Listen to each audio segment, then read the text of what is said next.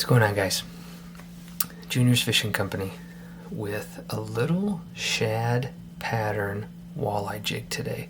So I've been going through a bunch of my winter stuff, and I uploaded a video last winter, I guess, maybe not a year ago, of a craft fur jig that had the kind of classic black and gray, black and white, whichever you want to consider that to be kind of the classic color. And I thought I kind of wanted to do one with a little bit of deer hair and feathers, just, because I'm crazy and always just thinking about tying. So I thought, I'm going to get some deer hair, I'm going to get some of these feathers, I'm going to use, this is like just a half cape. I don't know if this is traditionally for dry flies or what, but I think I got this from Orvis for pretty cheap, like $28 or something like that. And so that's going to kind of be the top of my bait, and then I'm just going to do white deer hair, but I want a little bit of flash in here. So what I'm going to use is just this hairline ice dub in pearl. I've also got ripple ice dub, but it's just a little bit, they're pretty similar, but this is a little bit bulkier, I think, and I really want this bait to be thin. It's going to be a little bit longer, probably about 3 inches or so, but I do want this bait to stay pretty thin. The couple that I've kind of tested around with, the two that I've tied before this, one was a different color, but they just look better when they're jigged thin. When they're too bulky, I just don't really prefer it. So I'm just going to kind of spin this on, and I'm going to end up picking this out, so I really don't have to worry about a perfect dub or anything like that. I'm just going to kind of wrap this. I'll just start it pretty low, and I'm just going to work my way up by my jig head, and I'll add some thread here. This is where I'm going to put my deer hair and stuff like that. And I'm just going to take a little Velcro brush, and I'll just kind of comb this out a little bit and just brush it back. This is going to bring some flash back into my bucktail without having to add, you could add some silver, some thinner tinsel, like a traditional, original extra limp or something like that from Hedron or whatever. Pick your tinsel company. So I'm gonna just kind of let that sit down. It's super thin. This is super thin, so it's not really gonna affect how my deer hair sits down. I want that deer hair to come down to a point and kind of stick like that. And so I've chosen to use some straight bucktail. This is a bucktail I actually just cleaned. I just cleaned this probably a week or two ago. Super straight fibers. I don't want the wavy fibers. In my opinion, these stick together better. And if I'm tying like a 1/4 ounce jig or something like that, I really don't care as much. But something small like this, I'm going to use these super straight fibers, and I'm going to go way at the top of the tail where the least amount of air is going to be in these fibers, because I don't want any flare as well. This is a really airy tail.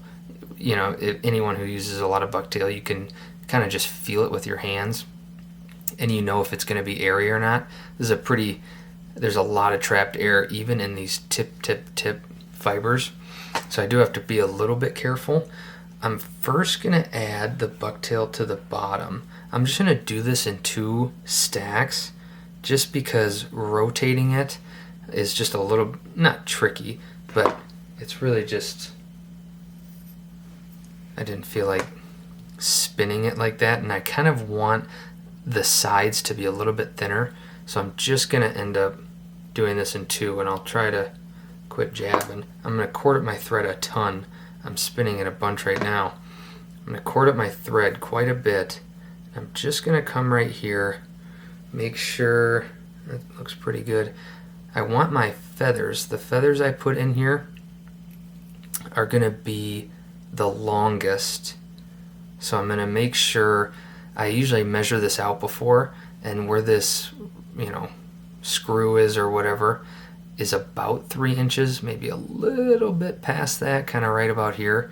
And so I don't want my hair to go past that. I'm using 140 UTC red, and I'm really going to kind of stretch this to its limit. If I break my thread, that's okay. But I'm not going to put a ton of wraps on this. So I want to make sure the wraps that I do put, they are really secure on there. And I'll just kind of push this to about halfway. Just about halfway. It doesn't need to be super perfect. Again, the sides are going to be a little bit thinner. I'm just going to pinch that. I'll kind of do 2 wraps, and I'm just going to pull down, but I have a ton of thread pressure on here, and I really do have to be careful with building up too much of a thread bump here. So I'm just going to do a few wraps just like that. And for ease, I'm going to take this out, and I'm going to flip my hook around. I'll just get my fibers, my hairs on one side, and I'm going to put my stuff in. Maybe I'll go down like that. I don't want it to bend too much. I'm doing this because if I were to tie like this, you can see that hair kind of goes onto my vise, and I just find that kind of frustrating. So I'm going to tie it kind of inverted for a little bit, and then I'll end up flipping it back around. This top stack is a lot thinner. I mean, this is almost nothing. You could almost count how many fibers are on this. And again, I want to come short. This is going to be even shorter than this bottom stack. I'll cord up my thread nice, and then I'm going to get my feathers on obviously last, because they're going to be kind of that top dark of this shad pattern. And I'll just put that right by my bead, and I can see I have a little bit of thread that was starting to break. So I'm going to be really careful on these first couple wraps. I'll just split that hook, and then I'm going to push this onto the sides. If you have a little gap, like if I left it like this, you can see that gap. That doesn't look very Instagrammy, I guess that's not a word, but I usually prefer to keep a little open there. But I always feel that some people would think, you missed a spot kind of thing, where in fact that's intentional, to leave that side open a little bit to let that flash really kind of come. So I am going to do that just a little, and I'll come here, 2 wraps, and just really cinch on there as much as I can, and I can work back just a little bit. I'm holding this hook and the hairs, so the hairs, you can see I even have some flare, and this hair was literally the top of the tail, and I still have some flare. Some tails you get and it's just nothing, and then some you get and it's ridiculous. So what I'm going to do super quick, I'm going to take a little razor blade, and I'm just going to kind of clean up some of these hairs, just so I don't build up too much bulk with my thread.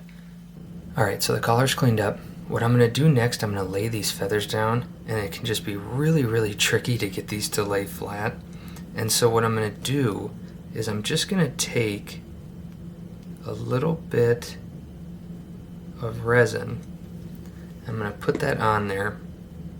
I'm going to take my feather, and I'll just push it right onto that UV, and I'm going to cook it. And all I need it to do is stay just a little bit. Then I can get just a wrap or 2 on there, just so it stays a little bit more flat. And I'll go to the other side. I just have 4 feathers I'm going to do. I'm stripping off just a couple of little hairs on there. You could stick with 2 of these feathers. When they're wet, they show up a lot more, than when they're dry.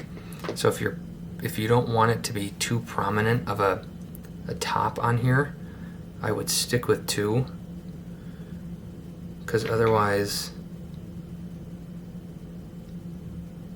you're gonna have a pretty black bait, but I kind of want that, so I'll just let that sit right in that resin. And I'm gonna cook this one. Hopefully that's gonna be on there. Barely. Let that harden up just a little bit. Again, and then I'll give it just a couple light wraps. If you just are really careful with how much UV you put on here, it really doesn't bulk up too much. That UV can bulk up quite a bit. But if you're careful with, where'd my UV go? There it is. If you're just careful enough, even now these feathers are starting to turn. So I'll put this one on here, get that pushed on, cook it. I'll get that wrapped on there. I could do this probably a little bit faster if I wasn't babbling so much. Lay that on there. And we have one more on this side. And this is why I went so thin with that top bucktail. Because these feathers, although when wet, they're super thin.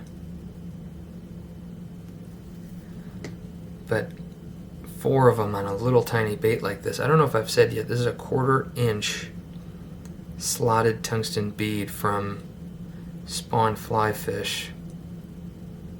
I'll just lay that in there. Make sure that that's gonna be where I want it. Push that down.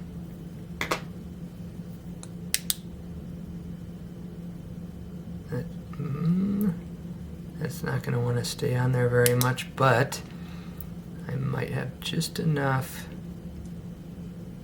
So now I can just kind of wrap over all this stuff, and I can get ready for my eyes. So I'm going to put 5mm eyes on here. So I'm going to build just a little bit up with my thread, and then I'm going to whip finish this off. Just 3 quick turns. I'm going to have some glue and resin on here, so you really don't have to worry too much about whip finishing. I'm going to use just living ice eyes. I just really like the silver.